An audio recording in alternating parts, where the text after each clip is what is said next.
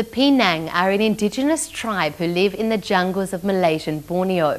Their way of life is threatened in the face of massive logging and the building of a huge hydroelectric dam, particularly the $1 billion Mandram Dam project, which will be completed this year.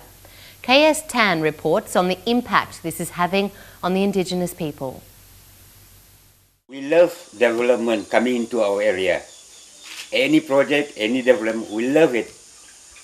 Whatever project development the government bring in, we accept. But not this bloody dam.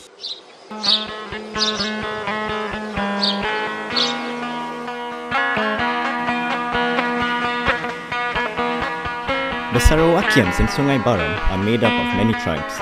The community is made up of extended families living under one roof in longhouses. Their sources of income include rubber tapping, farming, handicraft and fishing. Their land is part of their heritage, passed on from their forefathers. That is, until an impending event that will change everything. Oleh sebab itu, I have instructed that an ecological master plan must be drawn up for Kapit and for Baram. And it will be part of the strategy for us to resettle people, the small number of people we have to move from the site of our hydro projects. Since 2008, there have been 12 establishments in Sarawak that have undertaken hydroelectric dam projects until the year 2020. These hydroelectric projects can and will result in the loss of homes and resources, as well as the destruction of indigenous communities in Sarawak. Other ongoing hydroelectric projects are those in Bakun and Muru. The residents of these areas are in strong opposition of the development. Baram was no exception.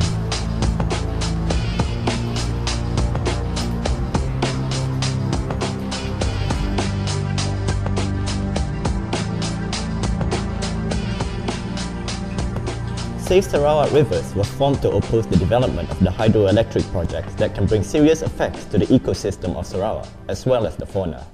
It is led by Peter Kalang. The movement managed to get the attention of Bob Brown, the Australian Green leader. Our responsibility, and I take this as my responsibility, having fought against destructive dams in Tasmania, to see that the people who are affected by these dams are not only heard, but have their wishes met. That's not happening at the moment. Do not want the dam. So we appeal to the government, the state government, to the chief minister to stop this devilish plan of the government to develop Baram. This is not development for the people of Baram. This is a destruction to the people.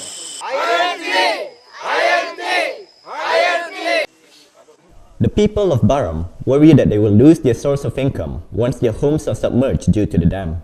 Tenggelam lah, karena ini saya punya itu tempat itu getah saya itu dekat itu Sungai Baram. Itu saya stop ini dam Baram ini. Saya tidak mau. Biar saya berperang sama kerajaan. If the dam is given a green light, this man will lose his home. Kalau perintah mau bikin itu empangan, siaplah ini rumah, tidak ada guna lagi. Tenaga sudah berapa banyak sudah buat sini, kami orang kerja, angkat simen, angkat batu, pengangkutan dari Miri sana, angkat ini barang, keluar duit sudah berapa banyak, rugi lah. It doesn't end here.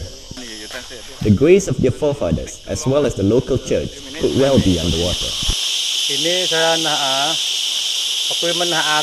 aku bin tepa ko lang nadhon ni bin usi ko kasi sepok sang matay dua hangon abin non susah lalan de mani ba abin nunarana de abin tedang tang haon abin unde lepa libdan ni pa kuma kami na apa lepa ani adong si kami sukong gore kami na adong si sukong dem ni sang gede people ho abin teda panak ko lang matay trene abin te salip abin masigo daha usi ko mun ha matay dua hangon. In an effort to relieve the residents of Baram, The Barisan National Government will provide boat services as well as subsidies. 8 Mac 2011 dan dirasmikan pada Menteri 14 April tahun lalu.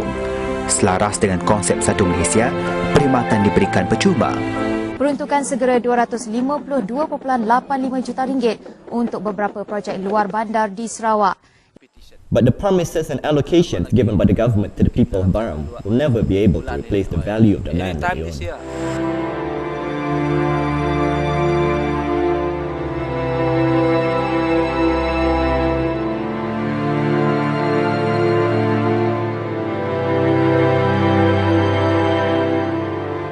When Malaysia goes to the polls this year, these communities want to make sure their voices are heard. For Asia Calling, this is Shufian Shukr from Malaysia Kini.